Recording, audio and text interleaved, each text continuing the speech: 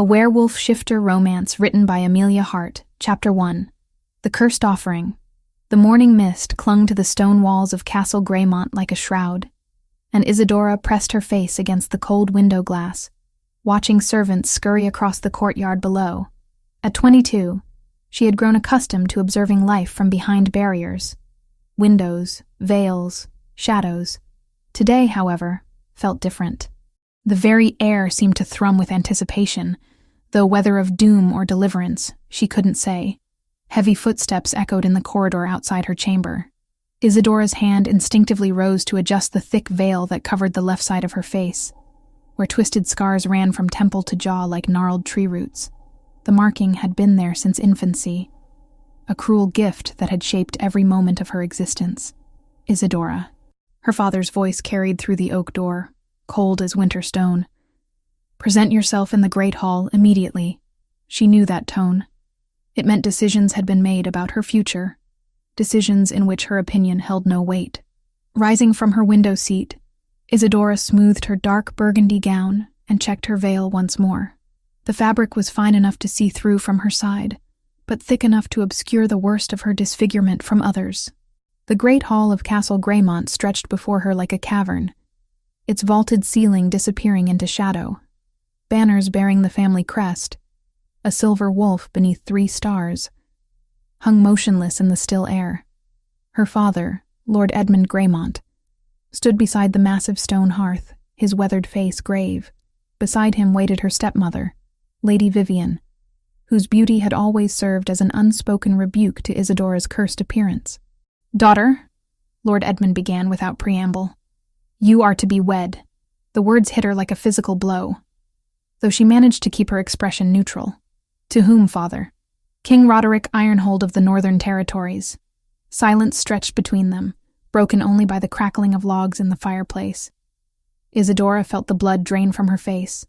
Every person in the kingdom knew that name. The Alpha King who had never lost a battle, whose very presence could make grown warriors flee. Stories spoke of his supernatural strength, his ability to shift into a wolf larger than a destrier, his cold golden eyes that could freeze a man's soul.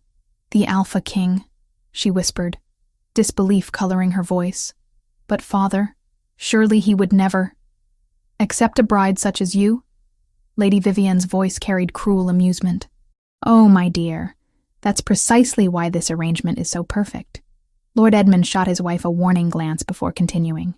"The king has demanded tribute from all the southern kingdoms. Gold, grain, warriors, or a bride from noble blood. This alliance will spare our people from his wrath." "You mean to insult him," Isadora said quietly, understanding dawning like a cold sunrise. "You're offering him a bride you consider worthless." Her father's jaw tightened. "You will serve your family's needs, as is your duty. The marriage will take place in 1 fortnight. Prepare yourself." As her parents departed, their whispered conversation drifted back to her. "Are you certain this will work?" Lady Vivian asked. "The Alpha King's pride is legendary," her father replied. "When he sees what we've sent him as a bride, he'll consider it an insult grave enough to justify breaking the alliance. Then we'll be free to accept Lord Blackmere's offer of protection instead." Isadora's blood turned to ice. Lord Blackmere, the neighboring ruler known for his cruelty and dark practices. The man her father truly wanted as an ally, regardless of the cost to their people. That evening, alone in her chamber, Isadora sat before her mirror and carefully removed her veil. The reflection that stared back was familiar, yet heartbreaking. One side of her face remained untouched by whatever had marked her as an infant, showing delicate features and large brown eyes. But the left side told a different story, with raised scars that twisted from her temple down to her jaw, pulling slightly at the corner of her mouth. She had never questioned the story her family told, that she had been burned in a fire as a baby, too young to remember. The servants whispered different tales, though. They spoke of curses and dark magic, of a child marked by forces beyond mortal understanding. A soft knock interrupted her thoughts. "My lady?" The voice belonged to Martha, her elderly maid, and the closest thing to a mother she had ever known. "Come in, Martha." The woman entered carrying a tea tray, her kind face creased with worry. I heard about the betrothal, child. Are you all right? Isadora managed a bitter smile. As well as can be expected, considering I'm to be sacrificed to save the kingdom's pride. Martha set down the tray and moved to stand behind Isadora's chair, their eyes meeting in the mirror. There are things about your birth that you don't know, child. Things your father forbade me to speak of. What things? The older woman hesitated, glancing toward the door. The night you were born, a terrible storm raged. The midwife said she'd never seen anything like it. Lightning struck the castle 7 times, and the wind howled like souls in torment. When you emerged, you bore those marks already. You mean I wasn't burned in a fire? No fire touched you, child. But there was a woman who came that night, a stranger with silver hair and eyes like winter frost. She spoke to your father privately, and after she left, he declared that your marks were the result of an accident. But I heard her words before she departed. Isadora turned in her chair to face Martha directly. What did she say? She said you were marked by destiny itself, that the scars would serve a purpose when the time came. She said you would know great love and great power, but only after you learned to see beyond the surface of things. The words sent a strange chill through Isadora's body. Do you believe her? Martha's weathered hand touched Isadora's cheek gently, encompassing both the scarred and unmarked sides. I believe you're far more than anyone in this castle realizes, including yourself. And perhaps this marriage, frightening as it seems, is the beginning of your true story. Later that night, unable to sleep, Isadora found herself in the castle's highest tower, looking out over the moonlit landscape.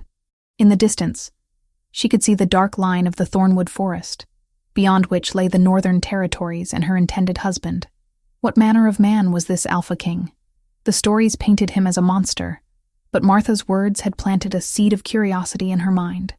If she truly was marked by destiny, perhaps there was more to this arrangement than her family's political machinations. A movement in the courtyard below caught her attention. 2 figures stood in deep conversation near the stables. Her father and a man she didn't recognize, cloaked in shadow. Their postures suggested secrecy, and something about the stranger's presence made her skin prickle with unease. She leaned forward, straining to hear their words on the night air. The poison will be undetectable, the stranger was saying. 1 drop in his wine on the wedding night, and the northern territories will be without their king. Then Lord Blackmere can move in to claim the throne. Her father's voice carried clearly in the stillness. And my daughter? Will be blamed for his death, naturally. A convenient scapegoat, and one whose loss will hardly be mourned. Isadora's hand flew to her mouth, stifling a gasp. They weren't just using her as an insult. They planned to make her an unwitting assassin, then sacrifice her life to cover their treachery. The stranger continued. The marriage ceremony will proceed as planned. Once the deed is done, and suspicion falls on her, Lord Blackmere will arrive as our savior, offering protection from the king's vengeful forces. The people will welcome him as a hero. And if she refuses to go through with the marriage, then we'll find other means to eliminate the Alpha King. But this way is cleaner. It removes 2 obstacles at once. Isadora pressed herself against the stone wall, her mind racing. She had been prepared to accept her fate as an unwanted bride, even to face the Alpha King's wrath when he saw her scarred face. But she couldn't be party to murder, especially not of an innocent man who had done nothing more than demand tribute that was rightfully his. The 2 men parted ways, her father returning to the castle while the stranger melted back into the shadows. Isadora remained in the tower for a long time, weighing her limited options. She could warn her father's intended victim, but who would believe the word of a scarred, rejected daughter against a lord's sworn oath? She could refuse to marry, but that would only force them to find another method of assassination, one that might involve innocent bystanders. Or she could run, leave behind everything she had ever known and disappear into the night, hoping to reach the Alpha King before the wedding and somehow convince him of the danger he faced. The idea terrified her. She had never left the castle grounds alone, never faced the world without the protection of walls and servants. But the alternative was to become a murderer by proxy, and that was a fate she couldn't accept. As dawn approached, Isadora made her choice. She would flee Greymont Castle, not to escape her destiny, but to embrace it. If she truly was marked by forces beyond mortal understanding, then perhaps this was the moment those marks would finally serve their purpose. She had 3 days before the wedding party was scheduled to depart for the Northern Territories. 3 days to gather supplies, plan her route, and summon the courage to face the unknown. For the first time in her 22 years, Isadora felt something she had never experienced before, a sense of purpose that had nothing to do with her family's expectations or society's rejection. She was going to save the Alpha King's life, even if it cost her own. The scarred bride would become something more than anyone had ever imagined. Chapter 2. Forest of Fates. The Thornwood Forest stretched endlessly before Isadora, its ancient trees forming a canopy so thick that midday felt like twilight. Rain had been falling steadily since dawn, turning the forest path into a treacherous ribbon of mud and fallen leaves. Her stolen horse had thrown a shoe 2 hours ago, forcing her to continue on foot through terrain that grew more hostile with each step. 3 days had passed since she fled Greymont Castle in the dead of night, taking only what she could carry, a leather satchel with bread and dried meat, her mother's silver dagger, and the plain brown cloak that now served as her only protection against the elements. She had abandoned her noble gowns and veils, choosing instead the rough-spun dress of a servant. The disguise felt strangely liberating, as if she could shed her cursed identity along with her fine clothes. The forest seemed to whisper with hidden dangers. Every rustling branch could conceal bandits, every shadow might hide wild beasts. But Isadora pressed forward, driven by the knowledge that Alpha King Roderick's life hung in the balance. According to the wedding plans she had overheard, he would depart his stronghold tomorrow to meet the bridal party at the neutral ground of Millbrook Abbey. She had to reach him first. A branch snapped somewhere behind her, and Isadora spun around, her hand instinctively moving to the dagger at her waist. The sound came again, deliberate footsteps splashing through puddles. Her heart hammered against her ribs as she realized she was being followed. Well, a rough voice called from the gloom. What have we here? A little dove, lost in the woods? 3 men emerged from behind the massive oak trees, their faces bearing the hard lines of those who lived outside the law. The leader, a scarred man with greasy black hair, grinned to reveal several missing teeth. His companions flanked him with practiced ease, cutting off any possibility of escape. "Please," Isadora said, fighting to keep her voice steady. "I have nothing of value. Just let me pass." The leader laughed, a sound like grinding stones. "Oh, but you're wrong about that, sweet dove. A young woman alone in these woods? You're worth plenty to the right buyer." One of his companions, a thin man with a nervous twitch, stepped closer. "Look at her hood, Garth. She's hiding something underneath, probably scarred from the pox. Won't fetch much at market. Even pox-marked wenches have their uses," Garth replied, drawing a rusty blade. "Strip off that hood. Let's see what we're working with." Isadora backed against a tree trunk, her fingers closing around her dagger's hilt. She had never used it as anything more than a dining knife, but desperation made her bold. "Stay back. I'm warning you." The bandits burst into laughter at her threat, but their mirth died abruptly as the sound of hoofbeats thundered through the forest. The earth seemed to shake beneath the approaching riders, and even the raindrops appeared to hang suspended in the suddenly charged air. "What in the 7 hells?" Garth began, but his words were cut off as a massive destrier burst through the underbrush, its rider seeming to merge with the shadows and mist. Isadora's breath caught in her throat. The man who sat astride the black warhorse was larger than any mortal had a right to be, his presence filling the forest clearing like a storm front. Dark hair fell past his shoulders, framing a face that could have been carved from granite, all sharp angles and unforgiving lines. But it was his eyes that made her soul recognize him instantly, golden orbs that seemed to burn with their own inner fire. Alpha King Roderick Ironhold had found her first. "You gentlemen seem to be troubling this lady," he said, his voice carrying the kind of quiet authority that made mountains bow. Behind him, 4 more riders materialized from the forest depths, their armor bearing the wolf's head sigil of the Northern Territories. Garth raised his blade with shaking hands. "This is our prize, Your Majesty. We found her first." "Did you?" The Alpha King dismounted with fluid grace, his boots making no sound as they touched the forest floor. He moved like a predator, economical, deadly, absolutely certain of his supremacy. And what precisely makes you think you can claim anything in my presence? The temperature seemed to drop 10 degrees. Isadora pressed herself harder against the tree trunk, torn between terror and fascination as she watched the scene unfold. This was the man her father planned to murder, the warrior whose death would plunge the kingdoms into chaos. One of the bandits, the nervous one, broke first. "We meant no disrespect, King Roderick. We'll just be on our way." He never finished the sentence. The Alpha King moved faster than human sight could follow, his hand closing around the bandit's throat.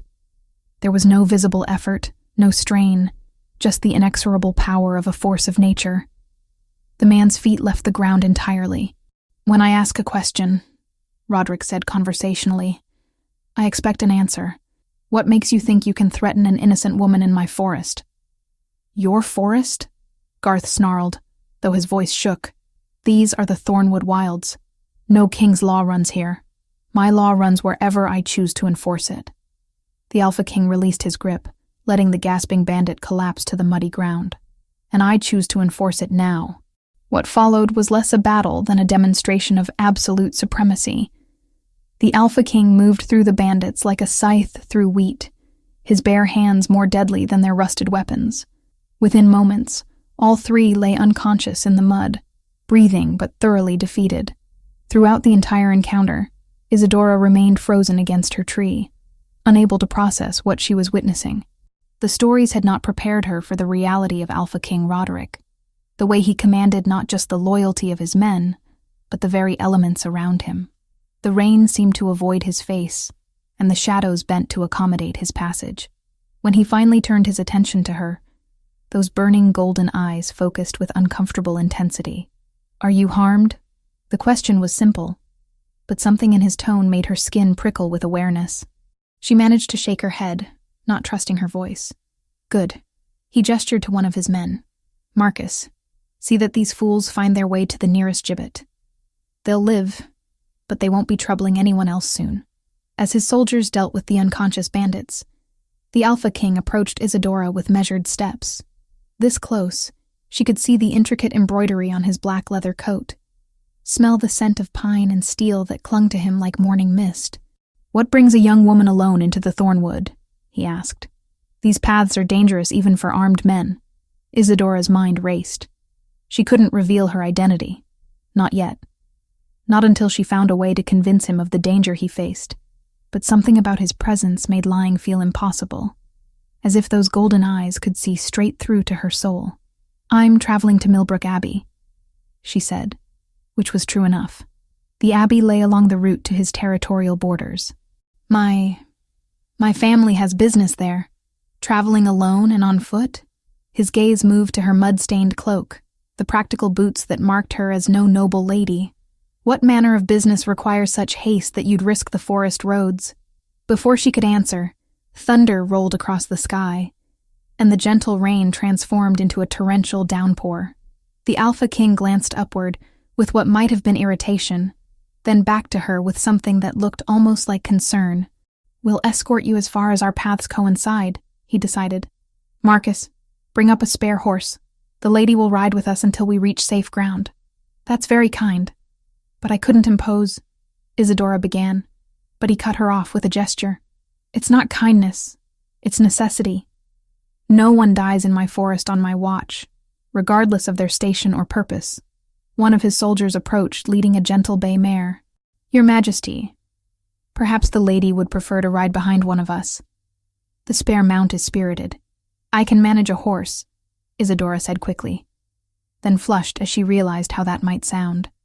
"I mean, I've had some experience with riding." The Alpha King's mouth quirked slightly. Not quite a smile, but close. "Have you? That's encouraging. Mount up then. We have ground to cover before nightfall." As they rode through the forest, Isadora found herself stealing glances at the man who would soon be her unwitting husband. He rode with unconscious command, his body moving in perfect harmony with his destrier's powerful gait. When he spoke to his men, they responded with genuine respect rather than mere obedience. This was a leader who had earned his position through more than birthright. "You're staring," he said without looking at her, startling her from her observations. Heat flooded her cheeks. I apologize, Your Majesty. I've never seen a king before. And what did you expect to see?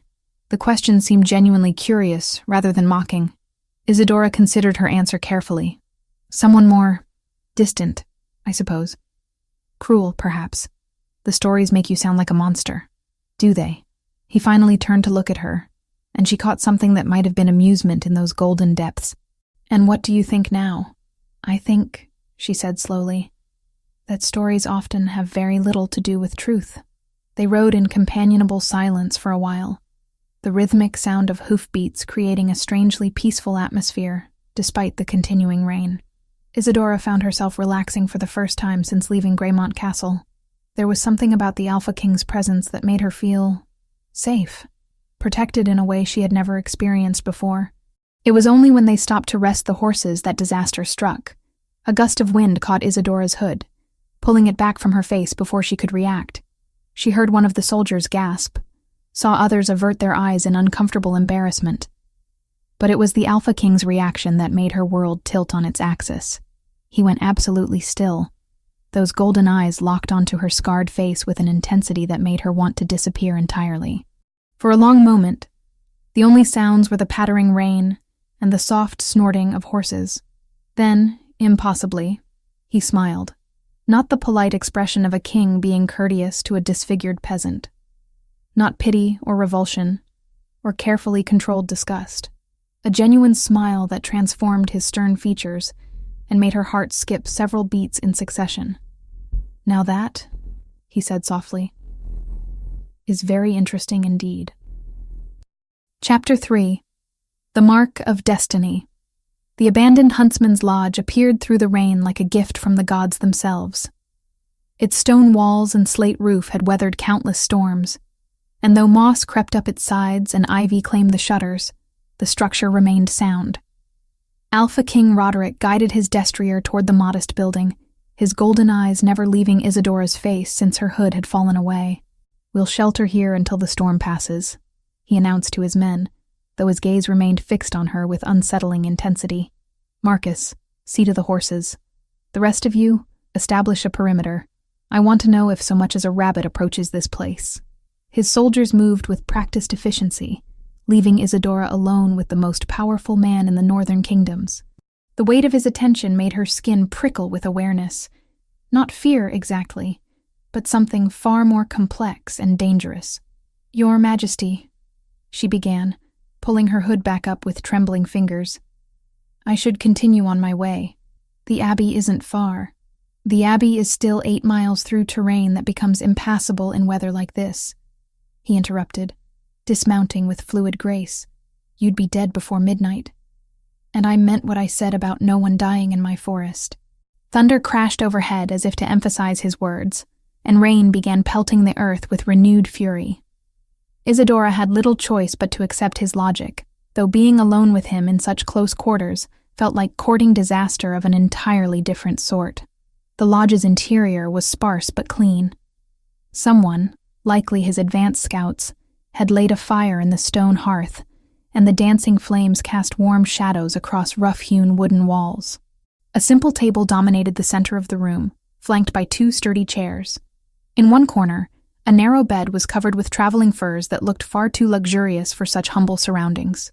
Sit, Roderick commanded, gesturing toward one of the chairs. You're shivering. Isadora hadn't realized she was, but now that he'd mentioned it, she could feel the tremors running through her body. Whether from cold, exhaustion, or the intensity of his scrutiny, she couldn't say. She sank gratefully into the offered chair, grateful to be off her feet. The Alpha King moved to a leather satchel near the bed, retrieving what appeared to be a silver flask.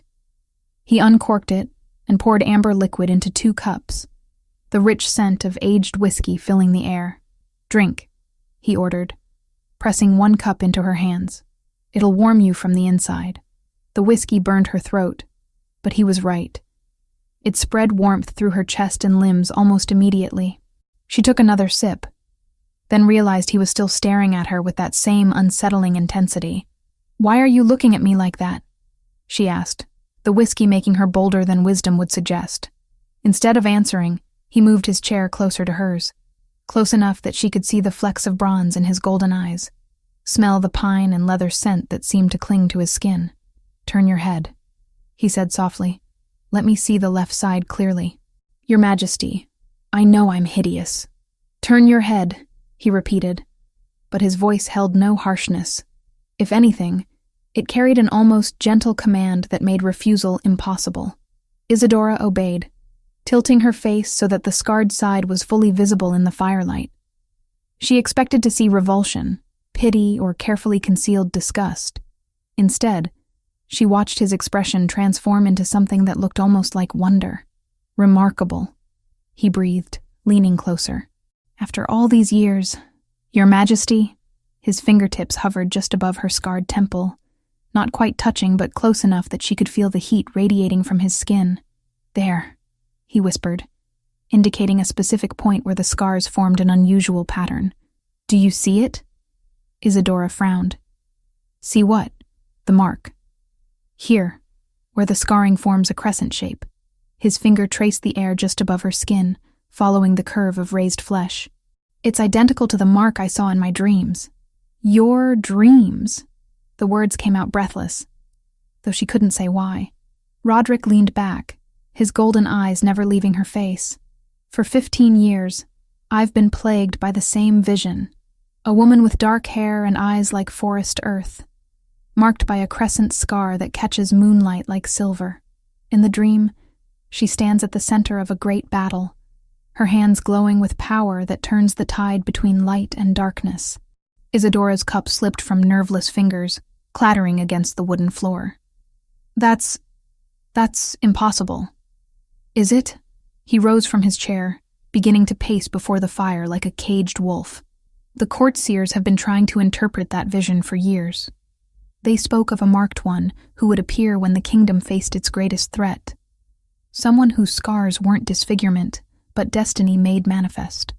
"You're speaking nonsense," she protested, though her voice lacked conviction. I'm nobody. A lord's unwanted daughter with a cursed face." He stopped pacing, turning to face her with sudden intensity. "What lord?" The question hung in the air like a blade. Isadora realized she had revealed too much, but something about his presence made lies feel impossible. The whiskey, the warmth, the way he looked at her, as if she were precious rather than pitiful. It all conspired to lower her guard. "Lord Edmund Greymont," she admitted quietly. Roderick went very still. "Greymont, the southern lord who demanded an audience with me regarding a marriage alliance." "Yes." The word was barely a whisper. "Then you're—" His eyes widened as understanding dawned. "You're meant to be my bride." Isadora nodded miserably, waiting for his anger, his disgust, his rejection. Instead, she heard something that sounded remarkably like laughter. "The irony is exquisite," he said, settling back into his chair. "Your father sends me his scarred daughter as an insult, never knowing he's delivered the very woman I've been searching for all my life." "Searching for?" she echoed weakly. "My mate," he said simply, as if stating an obvious fact. "My destined partner. The other half of my soul." The words hit her like lightning, sending shockwaves through every nerve in her body. You can't possibly—" "Can't I?" He leaned forward, his presence overwhelming in the small space. "Tell me, Isadora. And yes, I know your name. What do you feel when you look at me?" The honest answer terrified her. She felt recognition, as if she'd been waiting her entire life for this moment. Safety, despite his fearsome reputation. A pull she couldn't name that made her want to move closer rather than away. "I feel—" She swallowed hard. "I feel like I know you. Like I've always known you. Because you have." His voice had dropped to barely above a whisper. "Just as I've known you. The dreams, the visions, they weren't prophecy. They were memory. The recognition of a bond that transcends this mortal realm." Outside, the storm raged with increasing fury. But inside the lodge, time seemed suspended. Isadora stared into those golden eyes and saw her future written there. Not the future her family had planned, but something far more dangerous and wonderful. "There's something else," she said suddenly, remembering why she had fled Greymont Castle. "Something you need to know about the wedding." His expression sharpened. "What about it?" "My father. He doesn't intend for the marriage to be consummated. He plans to have you poisoned on our wedding night, then blame me for your death. It's all arranged with Lord Blackmere, who wants to claim your territories." Instead of shock or anger, Roderick's face showed grim satisfaction. I wondered what game Edmund was playing. A scarred bride seemed too obvious an insult, even for him. "You already knew." I suspected treachery. What I didn't expect was that his attempt to deceive me would deliver exactly what I needed most. He reached out, his fingers finally making contact with her scarred cheek. "You risked everything to warn me. Why?" The touch sent fire through her veins, and she struggled to maintain coherent thought. "Because it was right. Because you didn't deserve to die for their ambitions. And because," he said softly, his thumb tracing the edge of her crescent-shaped scar, "some part of you recognized the truth even before I explained it." She couldn't deny it. From the moment she'd seen him in the forest, something deep in her soul had whispered that this was where she belonged. Not as a political pawn or an unwanted burden, but as an equal, a partner. "What happens now?" she asked. "Now," Roderick said, his golden eyes burning with promise. "We let your father think his plan is proceeding perfectly. We'll return you to the wedding party as if nothing has changed. But when the moment comes for treachery, he'll discover that his scarred offering has become something far more powerful than he ever imagined. And what am I becoming?" His smile was fierce and beautiful, transforming his stern features into something that made her heart race. "My queen, my partner, the woman who will help me reshape the very foundations of our world." Thunder crashed overhead, and lightning illuminated the lodge windows, casting everything in stark relief. But for Isadora, the storm felt like a celebration rather than a threat. She was no longer the rejected daughter fleeing her fate. She was claiming it. Chapter 4. Masks and Revelations. The great hall of Castle Ironhold stretched before them like a cathedral of stone and shadow. Massive pillars carved with wolves and ancient runes supported a vaulted ceiling that disappeared into darkness, while torches cast dancing light across banners bearing the royal sigil. The very air hummed with power. Not just political authority, but something deeper, more primal. Isadora kept her veil firmly in place as she walked beside Alpha King Roderick, acutely aware of the hundreds of eyes following their progress. They had arrived at his stronghold an hour ago, presenting the carefully constructed story of her rescue from bandits. To all observers, she appeared to be exactly what her father intended. An unwanted bride, grateful for royal protection, but clearly beneath her station. The performance had been Roderick's idea. "Let them see what they expect," he had counseled during their journey. A scarred girl, overwhelmed by circumstances beyond her control. "They'll dismiss you as irrelevant, which gives us every advantage." Now, surrounded by his court, Isadora marveled at how effortlessly he commanded the room. Nobles and warriors alike bent their heads in respectful acknowledgement as he passed, their deference absolute. Yet she had seen another side of him during their time alone. The man who had traced her scars with gentle fingers, who had spoken of destiny and dreams with wonder rather than duty. "Lord Chancellor Aldrich," Roderick addressed a stern-faced man with silver hair, "present the wedding arrangements to Lady Isadora. I want everything prepared according to traditional customs." The Chancellor bowed deeply. "Of course, Your Majesty. The ceremony will take place in 3 days, as previously planned. The representatives from Lord Greymont's house should arrive tomorrow with the official documents." "Excellent." Roderick's golden eyes found Isadora's through her veil. "Lady Isadora will need appropriate chambers, befitting her station as my bride. See that she has everything required." As servants hurried to escort her away, Isadora caught the subtle hand signal Roderick made. 2 fingers pressed briefly against his chest. They had established a series of such signs during their journey, a private language that would allow them to communicate under the eyes of potential enemies. This one meant, "Be watchful. Trust no one but me." The chambers assigned to her were luxurious beyond anything she had experienced at Greymont Castle. Rich tapestries covered stone walls, and a fire crackled warmly in an ornate hearth. The bed was enormous, draped with silk curtains and covered in furs that looked fit for royalty. Everything spoke of wealth and power, but also of careful observation. "The king wants you comfortable, my lady," said the head servant, a middle-aged woman with sharp eyes and a measuring expression. "Is there anything specific you require?" "Just privacy to rest," Isadora replied, maintaining the meek demeanor expected of an unwanted bride. The journey was taxing.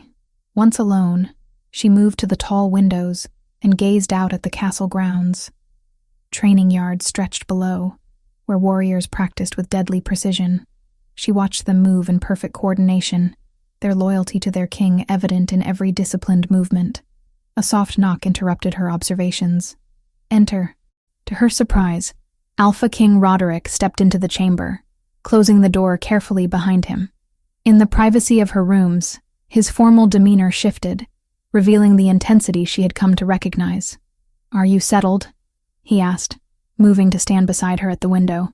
"Your people are watching me," she observed. "I can feel their suspicion. They're watching everyone. It's what keeps us alive in times like these." His voice dropped lower. "There's something you need to know. My spies intercepted a message this morning. Your father isn't the only one plotting against me." Isadora's blood chilled. "What do you mean?" "Lord Blackmere has been building alliances throughout the southern kingdoms. This conspiracy runs deeper than simple territorial ambition." He gestured toward the training yards below. "He's promised them riches beyond imagining if they help him claim the northern territories." "How many lords are involved?" "At least 6 that we can confirm." "Possibly more." Roderick's jaw tightened. "They believe that removing me will create a power vacuum they can exploit. They don't understand what they're truly unleashing."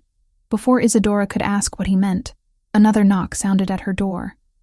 This time, the interruption felt urgent. "Your Majesty," came a guard's voice. "Lord Chancellor Aldrich requests your immediate presence in the strategy room. We have visitors." Roderick's expression darkened. "It seems the game begins earlier than expected. Stay here, Isadora. Whatever happens, don't leave these chambers until I return." But curiosity had always been Isadora's weakness. After waiting what felt like hours, she carefully made her way through the castle corridors, keeping to shadows and servant passages she had observed earlier. Her destination was the strategy room, where she hoped to learn more about these mysterious visitors. The voices reached her before she found a vantage point, a small alcove behind a tapestry where she could observe without being seen. "Assure you, Your Majesty, Lord Greymont's commitment is absolute," a familiar voice was saying. Isadora's heart sank as she recognized Sir Marcus Westford, her father's most trusted knight. "The wedding will proceed as planned, and afterward, we'll see how committed your lord truly is," Roderick replied, his tone deceptively mild. "These are dangerous times, Sir Marcus. A man's word means everything, or nothing." "Indeed, Your Majesty. Which is why Lord Greymont sent this as a gesture of good faith." Sir Marcus produced an ornate wooden box. "A wedding gift for your bride with his compliments."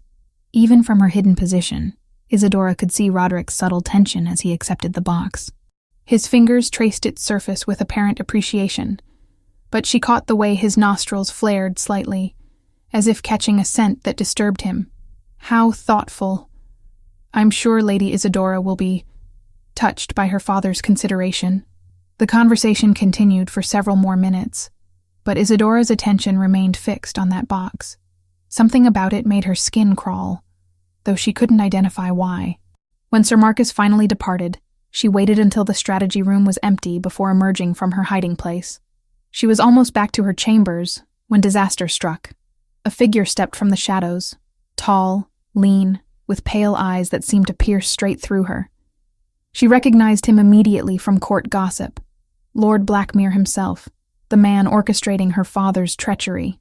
"Lady Isadora," he said smoothly, blocking her path. "How interesting to find you wandering the castle corridors. Shouldn't a proper bride be preparing for her wedding?" "I was lost," she said quickly, pulling her veil closer around her face.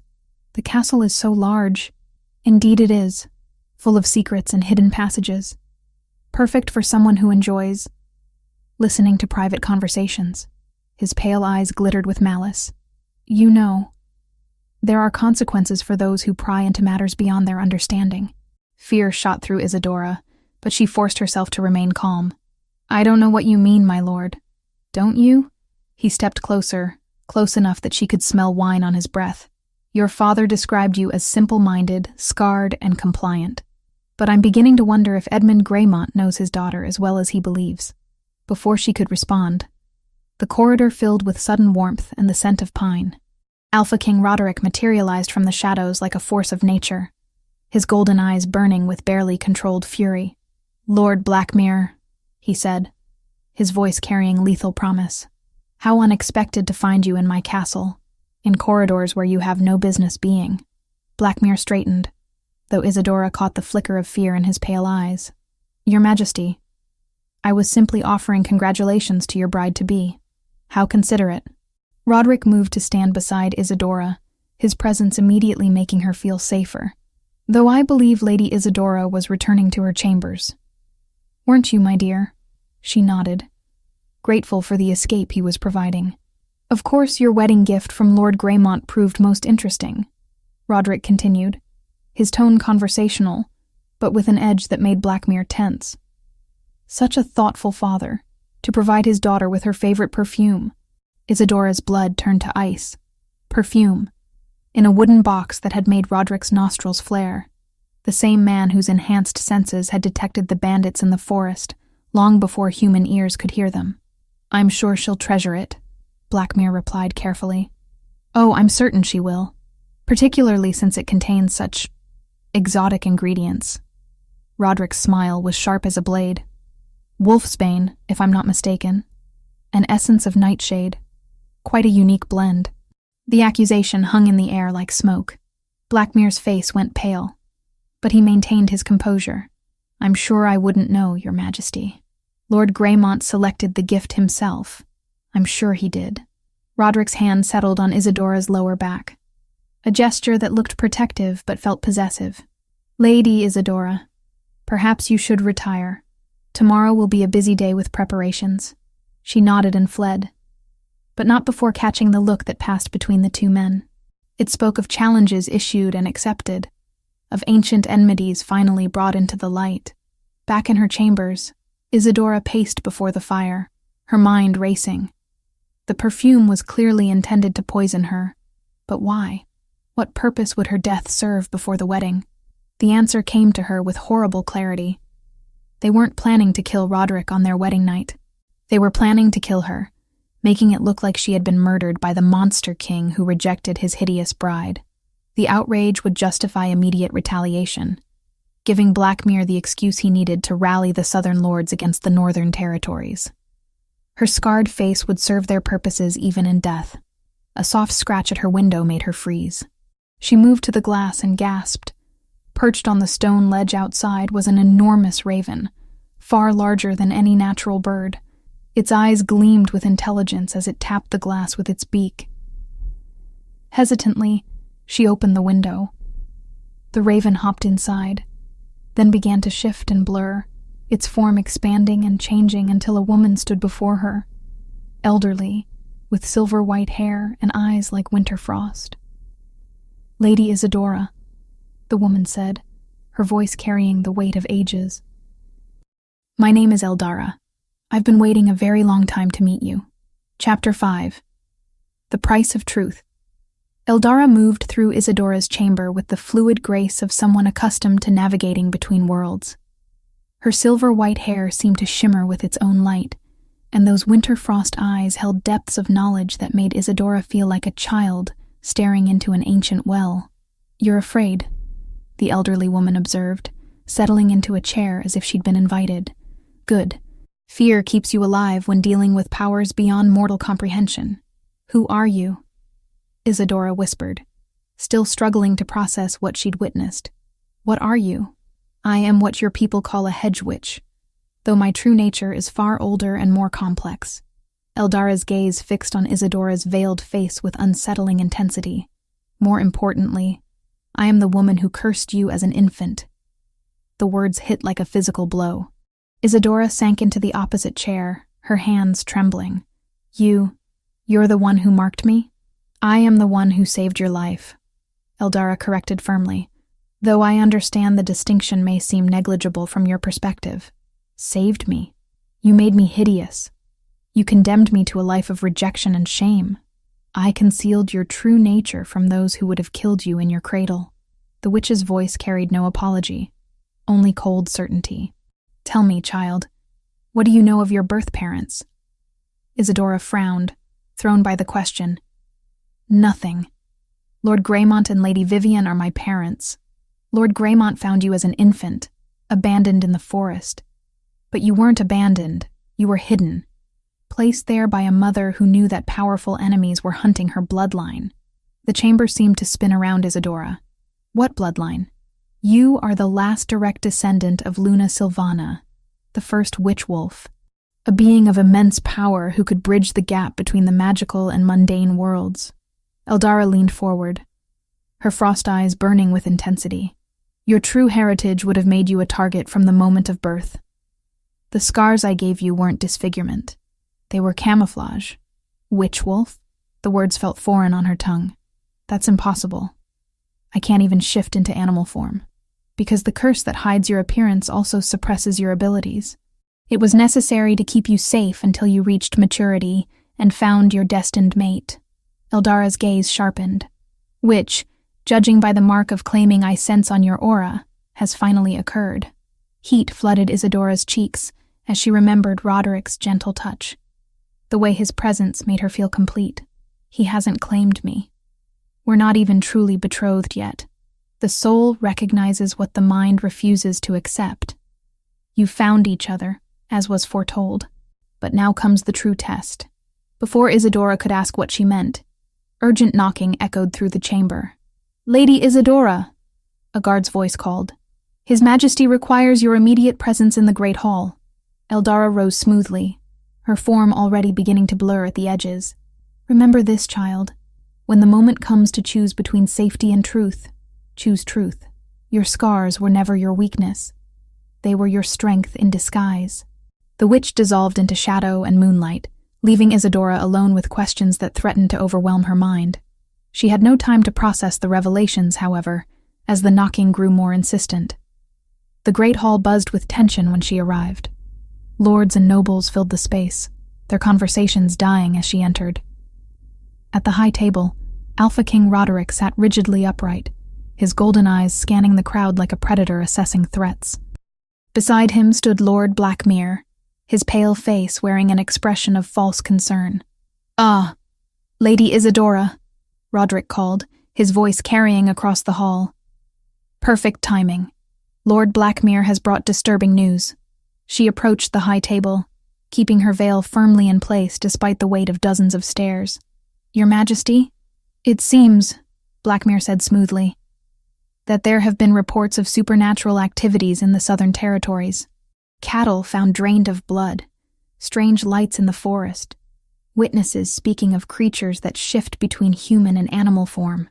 A chill ran down Isadora's spine. She could feel Roderick's tension, though his expression remained neutral. "How unfortunate," the Alpha King replied. "Such superstitious nonsense can be quite destabilizing for the common folk." "Indeed? Which is why the Southern Lords have requested immediate action." Blackmere's pale eyes glittered with malice. They believe these incidents might be connected to unnatural influences from the north. The accusation hung in the air like poison. Isadora understood immediately. This was Blackmere's opening move, laying the groundwork to brand Roderick as something inhuman and therefore unfit to rule.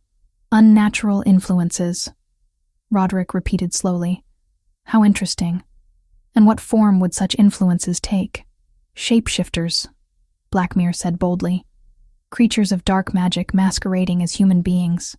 The ancient texts speak of them.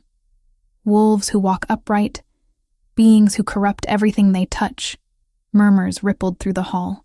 Some nobles looked skeptical, but others nodded agreement. The seeds of fear and suspicion were taking root exactly as Blackmere intended. "And what?" Roderick asked with deadly calm. "Would the Southern Lords have me do about these alleged creatures?" Submit to testing, of course. Prove to all assembled that you are purely human, untainted by supernatural corruption. Blackmere produced an ornate silver dagger from his robes. This blade has been blessed by holy men and treated with sacred oils. A touch to the skin would cause no harm to a mortal man, but would burn any creature of darkness. Isadora's breath caught. She could see the trap closing around Roderick. Refuse the test and appear guilty. Accept it and reveal his true nature to enemies, who would use that knowledge to destroy him. But before anyone could respond, something extraordinary happened. The silver dagger in Blackmere's hand began to glow, not with holy light, but with a cold, poisonous radiance that made several nobles step back in alarm. The metal grew so bright it was painful to look at, and thin wisps of acrid smoke began rising from its surface. "Fascinating," came a new voice from the hall's entrance. Eldara stepped into the light, no longer concealed by shadow magic. Her appearance sent another wave of murmurs through the crowd. "A blade blessed by holy men, you say? Yet it reacts most violently to my presence. How curious." Blackmere's face went ash-pale. "Who dares interrupt these proceedings? I am Eldara of the Old Ways, and I have come to speak truth to this assembly." The witch's voice carried power that made the very stones of the castle seem to resonate. "You speak of supernatural corruption, Lord Blackmere, yet the greatest corruption I sense comes from that blade you wield so boldly." "This is nonsense," Blackmere snarled, but his hand shook as he held the still glowing dagger. "The blade reacts to evil presence." "The blade reacts to the poison that coats its edge," Eldara interrupted. "A poison specifically designed to kill those with supernatural heritage. How convenient that you would use such a weapon in your test of purity." Gasps echoed through the hall. Lord Blackmere was exposed, his trap revealed for what it truly was, an assassination attempt disguised as religious ceremony. "Seize him," Roderick commanded, his voice carrying absolute authority. But Blackmere wasn't finished. As guards moved toward him, he lunged not at the Alpha King, but at Isadora. The poisoned blade swept toward her throat in a desperate attempt to salvage his plan through different means. Isadora heard herself scream, not in fear, but in fury. Something deep within her chest cracked open like an eggshell, releasing power that had been contained for 22 years. Light exploded from her hands, brilliant as sunlight and warm as summer rain. The light struck Blackmere's dagger and shattered it like glass. The man himself was thrown backward with tremendous force, crashing into the stone wall with bone-crushing impact. In the sudden silence that followed, Isadora stared at her hands in wonder and terror. They still glowed with residual power, and she could feel something wild and magnificent stirring within her soul. "Remarkable," Eldara said approvingly. "The curse breaks at last." The power surging through Isadora's body was intoxicating and terrifying in equal measure. She could feel her scars beginning to burn, not with pain, but with transformative heat. The marks that had defined her entire life were changing, shifting, preparing to reveal what had been hidden beneath. "No," she whispered, suddenly understanding the price of this revelation. Not here, not like this, but it was too late. The magic that had been suppressed for over 2 decades would not be contained again. Her veil fell away as the transformation began, and she heard gasps of shock from the assembled nobles. The scarred, hideous bride they had dismissed was becoming something else entirely, something beautiful and terrible and utterly beyond their comprehension. And in that moment of revelation, Isadora realized that her true trials were only beginning. Chapter 6. The Wolf's Fury. The transformation was unlike anything the Great Hall had ever witnessed. Isadora stood at its center as golden light poured from her skin, her scars glowing like molten metal before cracking and falling away like discarded shells. Where twisted flesh had marred her features, smooth skin emerged. But it was her eyes that truly captured the assembly's attention. They blazed with inner fire, reflecting depths of power that made even the bravest warriors take involuntary steps backward. Alpha King Roderick rose from his throne, his own transformation beginning in response to his mate's awakening. His human facade rippled like water, revealing glimpses of the massive wolf that dwelled within. His golden eyes burned brighter, and the very air around him crackled with dominance that made every person in the hall fight the urge to prostrate themselves. "Seize the witch!" Lord Blackmere screamed from where he had fallen, blood streaming from his nose and mouth. "She's corrupted the king's bride. This is dark magic." But his remaining allies hesitated, frozen by the display of power before them. The woman they had dismissed as a scarred nobody was radiating energy that made their bones ache and their wolves whimper in submission.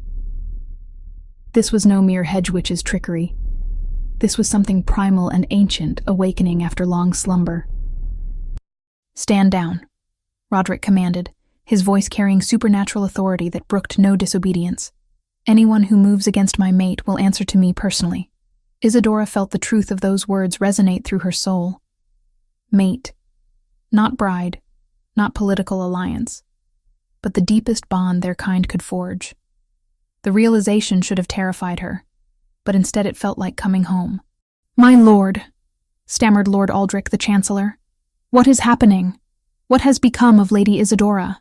"Lady Isadora is becoming exactly what she was always meant to be," Eldara interjected, moving to stand protectively near the transforming woman, the last of the witch-wolf bloodline, awakening to her true heritage. The golden light surrounding Isadora began to pulse in rhythm with her heartbeat. She could feel her body changing on a cellular level. Not just the healing of her scars, but the unlocking of abilities that had been sealed away. Her senses sharpened until she could hear individual heartbeats throughout the hall, smell the fear and confusion that permeated the air. "This is abomination," Blackmere snarled, struggling to his feet despite his injuries. "The Southern Lords will never accept a demon as their queen." "The Southern Lords," Roderick replied with lethal calm, "will accept whoever I choose to place beside me, or they will find themselves in need of new lords." But Blackmere wasn't finished. With desperate fury, he reached into his robes and withdrew a second blade, this one glowing with sickly green light that made the air itself seem to recoil. "If I cannot have your kingdom through alliance," he declared, "then I'll take it through conquest. This blade carries the essence of pure silver, blessed by dark powers. It will kill even an alpha." He lunged toward Roderick with inhuman speed, the cursed weapon aimed at the king's heart. But he had underestimated the bond between true mates. Isadora moved faster than thought itself, golden light streaming behind her like wings. She intercepted Blackmere's strike with her bare hands, catching the blade between her palms. The corrupted silver should have burned through her flesh instantly. Instead, it began to dissolve. "Impossible!" Blackmere gasped, staring in horror as his weapon crumbled to dust between her fingers. "Not impossible," Isadora said, her voice carrying new harmonics of power. "Just beyond your limited understanding." The last of the golden light faded, revealing the truth of her transformation. The scars were gone completely, replaced by skin that seemed to glow with inner radiance. Her features, freed from disfigurement, showed the aristocratic beauty of her true bloodline. But it was the silver markings that now adorned her forehead, forming a perfect crescent moon, that truly marked her as something beyond mortal comprehension. "Behold," Eldara announced to the stunned assembly, "Luna Sylvana reborn. The witch-wolf awakens to claim her destiny." "Luna Sylvana died centuries ago," protested one of the nobles. "Luna Sylvana transcended mortality centuries ago," the hedge witch corrected. Her bloodline continued, hidden and protected, waiting for the time when the world would need her power again. That time has arrived. Blackmere, now weaponless and facing certain defeat, made one last desperate gambit. From his belt, he drew a small horn and blew a sharp, penetrating note. The sound echoed strangely through the hall, carrying further than should have been possible. "What have you done?" Roderick demanded, his wolf rising closer to the surface. Blackmere's battered face split in a triumphant grin. "I've summoned my true allies. The Southern Lords were merely distractions. My real army has been waiting in your forests, Alpha King. Creatures that will make your precious mate's power seem like a candle before the sun." As if summoned by his words, howls began echoing from the castle grounds. But these were wrong, twisted sounds that made every true wolf in the hall bristle with instinctive revulsion. "Shadow wolves," Eldara breathed, her face going pale. He's allied himself with the corrupted ones. What are shadow wolves? Isadora asked, though part of her already knew the answer would be terrible. Wolves that sold their souls to dark powers in exchange for supernatural strength. They're faster, stronger, and utterly without conscience. They exist only to kill and corrupt. Roderick's own transformation was accelerating, his human form rippling as his wolf fought for dominance. They're also supposedly extinct. Obviously not, Blackmere laughed, backing toward a window as more howls filled the night air. I found the last pack in the deep caves beneath Shadowmere Mountain. They were quite eager to serve, once I promised them fresh souls to feast upon. The howling grew louder, accompanied now by the sound of fighting from the courtyards below. Castle guards were shouting orders, steel rang against claw, and underneath it all was the sound of something wrong making its way closer. How many? Roderick demanded. Enough, Blackmere replied. More than enough to tear this castle apart stone by stone. And when they're finished with you, they'll spread across the kingdom like a plague, corrupting everything they touch. Not if I stop them first, Isadora said, surprising herself with the conviction in her voice. The power flowing through her veins sang with purpose, demanding to be used. You? Blackmere laughed harshly. You're one woman, barely awakened to your abilities. I've brought an army of darkness. Then it's fortunate, came a new voice from the hall's entrance, that she doesn't fight alone. Lord Edmund Greymont strode into the chamber, but this was not the man Isadora remembered as her adopted father. This figure moved with predatory grace, his eyes burning with inner fire, his presence radiating alpha dominance that rivaled even Roderick's. Father? Isadora whispered in shock. Not your father, he replied, his voice carrying new harmonics of power, but the man who has protected you since birth, waiting for this moment, his gaze fixed on Blackmere with lethal intensity. Did you truly believe you could threaten my daughter and live? Edmund? Blackmere's confidence wavered. But you agreed to this plan. You wanted the northern territories divided. I wanted you to reveal your true nature and your allies, Edmund corrected. I've been hunting shadow wolves for decades, following rumors and whispers. You've finally led me to their nest. The sound of battle was growing closer. Through the tall windows, they could see dark shapes moving across the castle grounds. Creatures that ran on 4 legs, but moved with terrible, unnatural speed. 3 alphas, Eldara observed with satisfaction. The girl could not have asked for better protection. 3? Isadora looked between Roderick and Edmund in confusion. You, child, the hedge witch said gently. Your awakening has revealed your true nature. You carry alpha blood from both sides of your heritage, wolf and witch. You are not merely Luna Sylvana reborn. You are something new entirely. The revelation hit Isadora like lightning, but there was no time to process it. The great hall's doors exploded inward, torn from their hinges by creatures that should not exist. Shadow wolves poured into the chamber, massive beasts with eyes like burning coals and fur that seemed to absorb light itself. Their very presence made the air cold, and the scent of corruption rolled off them in waves. Now, Roderick said, his transformation completing as he shifted into his true form, a wolf the size of a small horse, his golden coat blazing with inner fire. Now we show them what real power looks like. Edmund's shift was equally impressive, revealing a silver-gray wolf whose presence commanded absolute authority. But it was Isadora who truly stunned the assembly. Her transformation was unlike anything they had ever witnessed. Instead of the typical wolf form, she became something that bridged the gap between human and beast, bipedal but clearly lupine, her hands elongated into claws while retaining their dexterity, her face transformed but still recognizably hers. Silver light danced along her limbs, and her eyes burned with the combined power of moon and magic. She was magnificent. She was terrifying.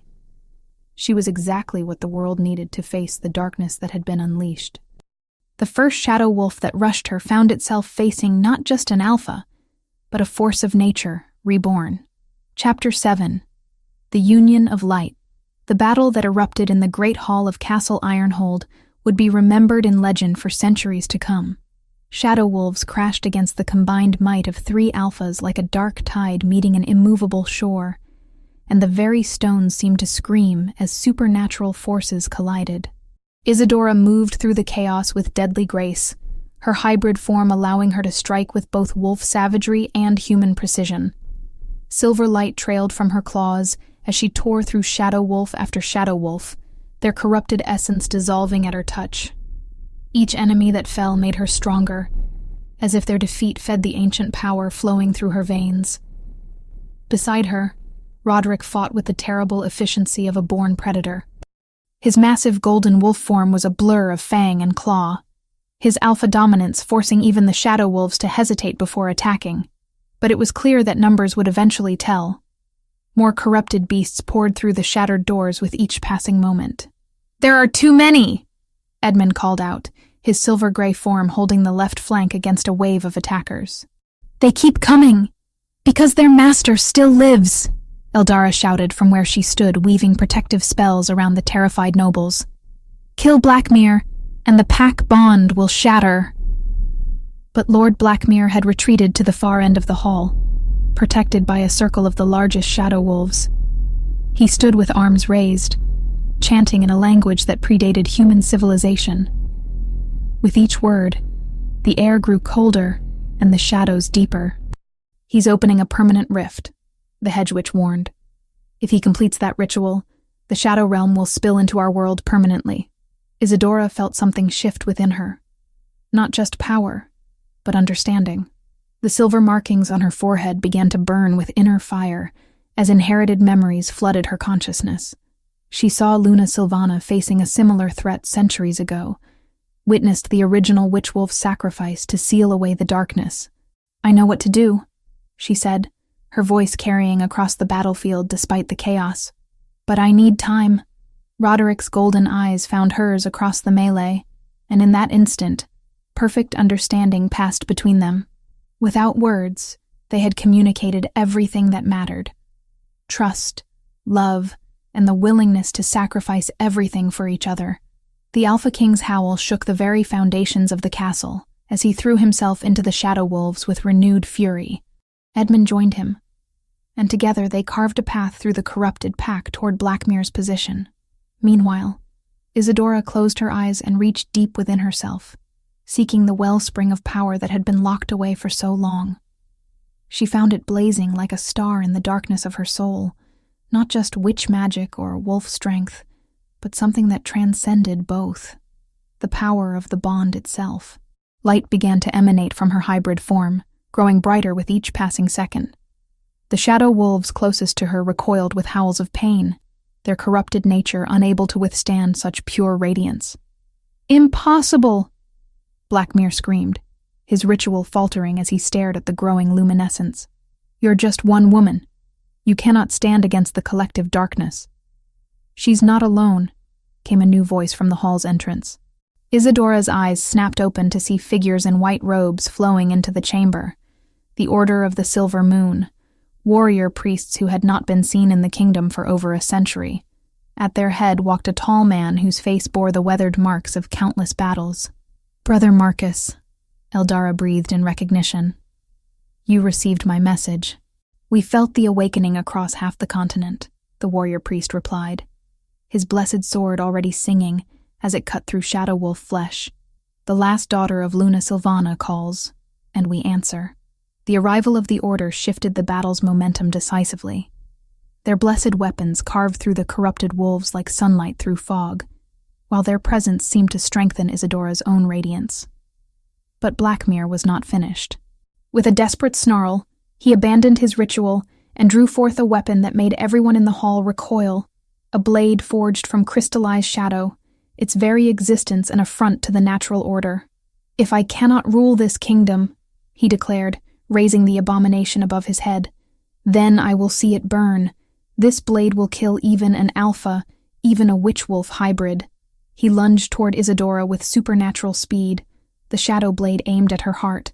But he had made a crucial error in his desperation. He had forgotten about her true mate. Roderick intercepted the strike, his golden form slamming into Blackmere with bone-crushing force. The shadow blade pierced his side, and the Alpha King's howl of pain echoed through the hall like a funeral dirge. "No!" Isadora's scream contained power that shattered every piece of glass in the chamber.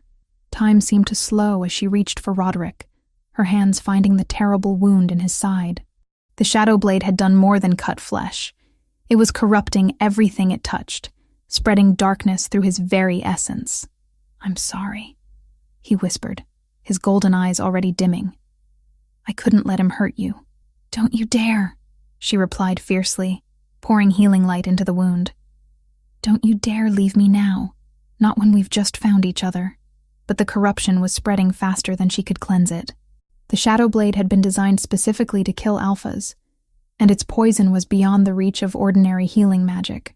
"There is a way," Eldara said softly, appearing beside them.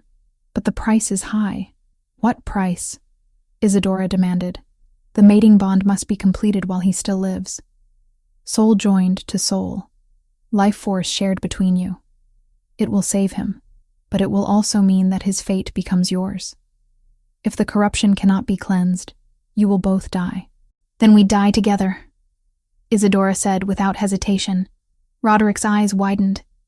"You can't. The risk is mine to take." She cupped his face in her hands, silver light beginning to dance between her fingers. "I love you, Roderick Ironhold.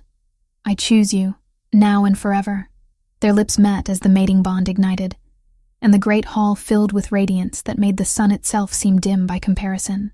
The bond that formed between them was visible to every eye present, silver and gold light intertwining, creating something that was neither witch magic nor wolf power, but a fusion of both that transcended either alone. The combined light struck the shadow corruption like a sword, burning it away from Roderick's body with purifying fire. But more than that, it spread outward, touching every shadow wolf in the hall and beyond.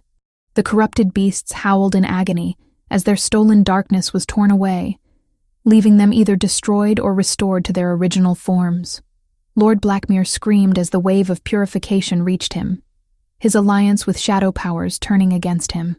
The darkness he had embraced consumed him from within, and his form crumbled to ash that was immediately scattered by winds that smelled of spring rain and new beginnings. When the light finally faded, the great hall was transformed.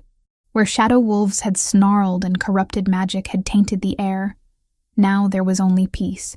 Several ordinary wolves, the redeemed remnants of Blackmere's pack, lay unconscious but breathing, their natural forms restored.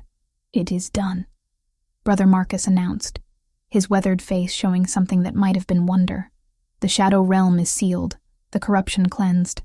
The witch wolf has fulfilled her destiny." But Isadora barely heard him. Her attention was focused entirely on Roderick, who was sitting up slowly, his wounds completely healed, and his golden eyes bright with renewed life. "How do you feel?" she asked, hardly daring to hope. "Like I've been missing half my soul my entire life," he replied, pulling her close. "And like I've finally found it again." Their second kiss was gentler than the first, but no less powerful. Around them, the assembled nobles and warriors began to kneel, not in submission, but in recognition of something unprecedented. They were witnessing the birth of a new kind of royal partnership, one that would reshape the very foundations of their world. "All hail the Alpha King and Queen," Brother Marcus proclaimed, his voice carrying to every corner of the hall. "May their reign bring light to dark places and peace to troubled lands."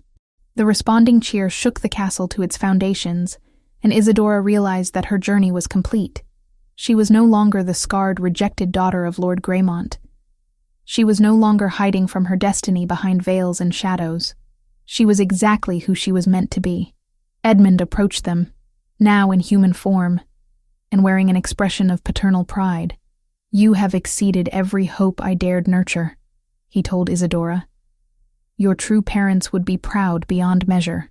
"You are my true father," she replied, meaning every word. "Blood doesn't make family. Love does." As dawn broke over Castle Ironhold, painting the sky in shades of gold and silver that seemed to echo the bond between the royal couple, Isadora stood beside her mate and looked out over a kingdom that had been saved not through conquest or political maneuvering, but through the simple power of choosing love over fear. The scarred bride had become a queen. The cursed child had become a savior, and the lonely girl who had once hidden behind veils had finally stepped into the light. Their reign was just beginning. Chapter 8. Seeds of Renewal. The months that followed the battle for Castle Ironhold were unlike any other in the history of Aldermore and the Northern Territories. Spring pushed its way through the last shreds of winter, painting the landscape in lush emerald and gold. Where once fear and suspicion shadowed the hearts of the people, now hope bloomed, tender, uncertain, but steadfast. Isadora, no longer overshadowed by veils and curses, rose each morning with the sunrise. Often found walking the castle gardens before the world stirred, light clung to her wherever she went, a vestige of the radiance unleashed in battle. She had become legend and living proof all at once, a queen whose scars had turned to silvered marks of power, and whose mere presence calmed the wildest beast and softened the hardest heart. Roderick, taller and stronger than any man, was rarely seen apart from his queen. Their bond was not one of outward displays or grand pronouncements, but a silent unity that radiated through all they did. He still presided over council meetings and warrior drills, his presence commanding, but now every decree carried an undercurrent of compassion and reason. He listened not just as king, but as a man who had learned, through fire and sacrifice, to trust the wisdom of another at his side. The unification of Aldermore and the Northern Territories became the central matter of the new reign. Roderick and Isadora traveled together from bustling market towns to wind-swept hamlets, greeting their people not as distant monarchs, but as flesh-and-blood guardians of peace. In every village, Isadora knelt down to meet children at eye level, sharing gentle words, healing with a luminous touch, and teaching that kindness outweighed appearances or birth. Ceremonies marked their journey, some old as the stones, with runes traced in chalk and sage burnt till dusk, others new, with themes of unity and shared destiny. The traditions of wolves and humans blended, and with each ritual, distrust dissolved a little more.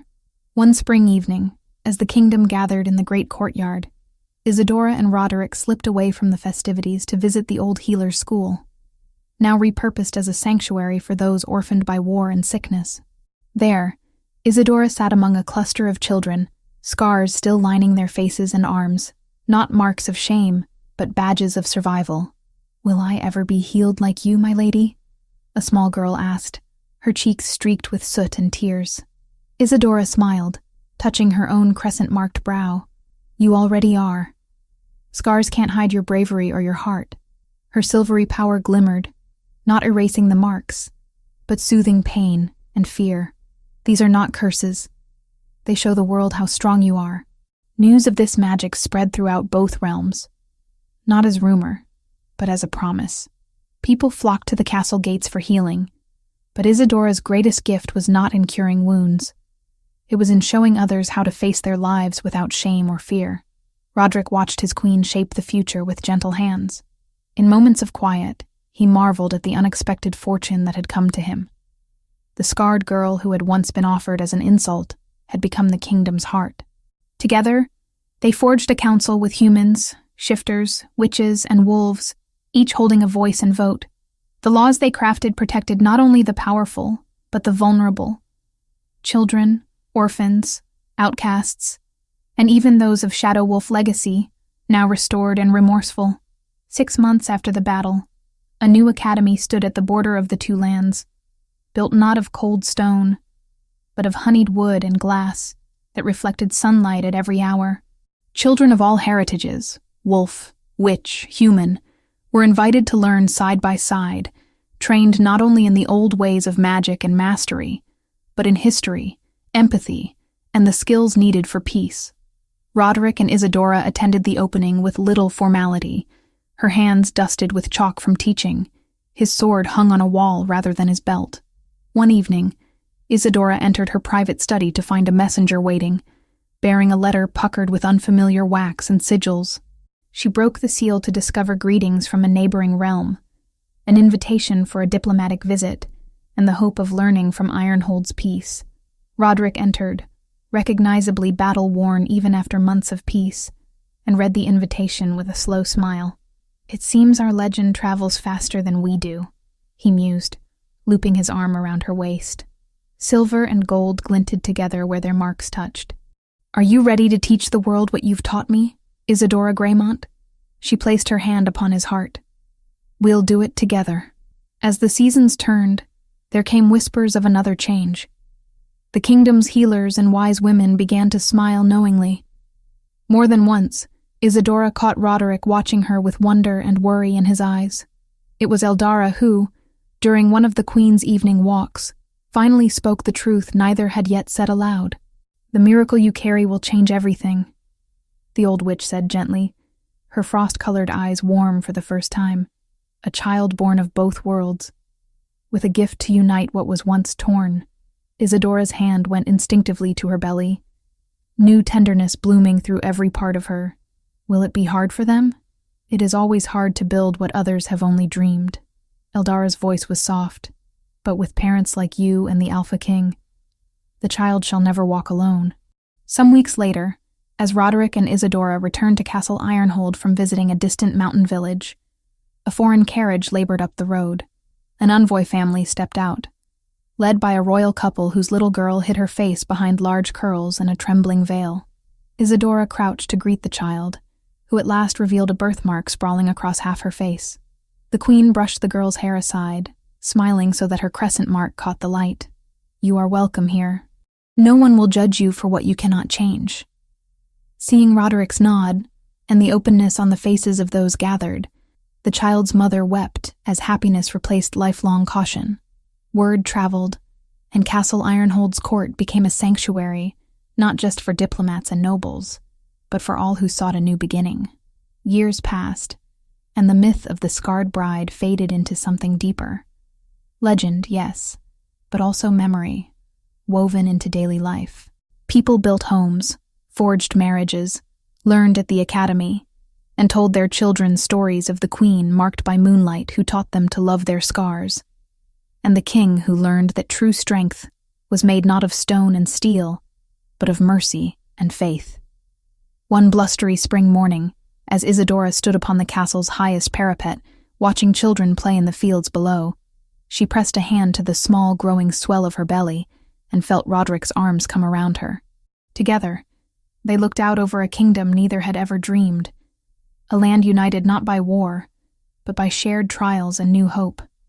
Their reign, the reign of the Alpha King and the Witch-Wolf Queen, would be remembered not for the darkness they vanquished, but for the light they nurtured. And in every heart, human, wolf, witch, or otherwise, lived the reminder that scars, whether seen or unseen, were simply the places where the light had managed to break through.